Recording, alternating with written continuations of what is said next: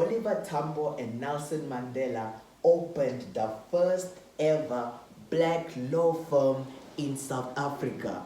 I didn't know that. Did you know that? In the center of Johannesburg, these two men went and not only became lawyers, but they created their own law firm. Okay, so let me back up a little bit so we can understand the full story. Nelson Mandela had gotten a job at the law firm of Witkin, Sadelsky and Edelman, where there were only 2 black employees. Mandela started working in the law firm as a clerk and sometimes working as a messenger, and later he began drafting contracts for the black clients in the law firm. He only received a salary of £2, which he had to use for groceries, rent, and paying the university fees. While he was working, Mandela was also studying for a Bachelor of Law degree. Mandela was working during the day and studied during the night at the University of South Africa, also known as UNISA. Then later, in 1943, he moved to the University of Witwatersrand, an established English-speaking school, where he was the only black student. Imagine that, a class where you are the only black person in that era. At best, you would be treated like a spectacle, and at worst, like an abomination. So, after failing multiple times to get his Bachelor of Law degrees, Mandela chose to take a different exam, a qualifying exam known as the Attorneys Admission Exam. Passing this exam would allow Mandela to practice as an attorney, which is really the only thing that Mandela needed to enter the courtroom and practice law.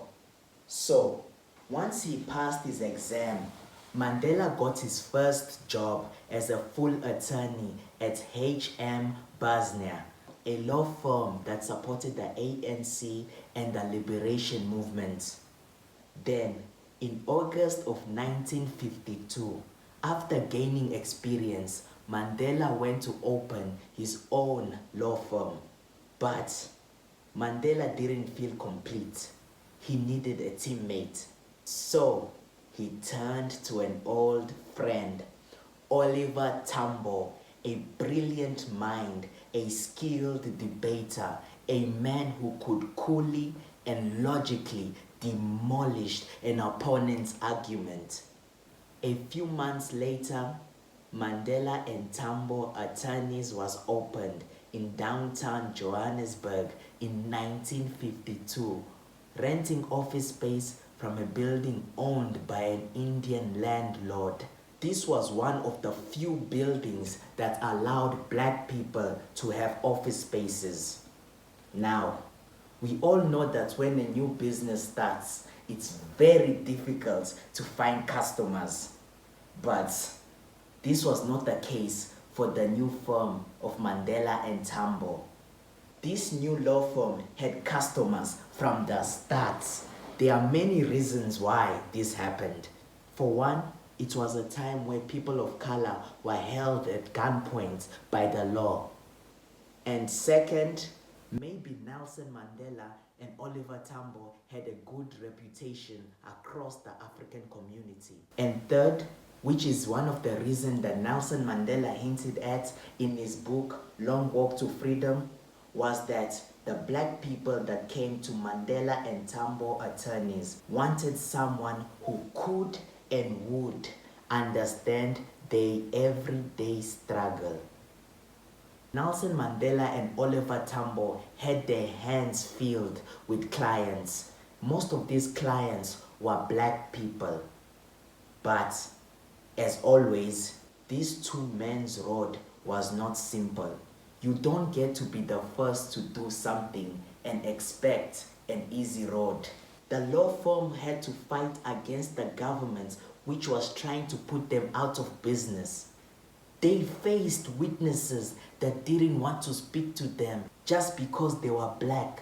Imagine that, facing a whole court that is against you, and sometimes even the judge, a man who is supposed to be neutral.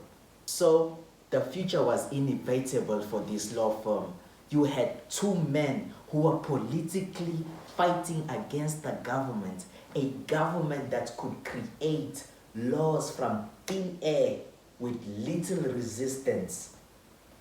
The law firm was never going to survive, and the downfall came when Oliver Tambo had to leave South Africa to gain support for the ANC across the African continent, while the apartheid government put the country in a nationwide state of emergency, and Nelson Mandela was arrested with 150 other leaders.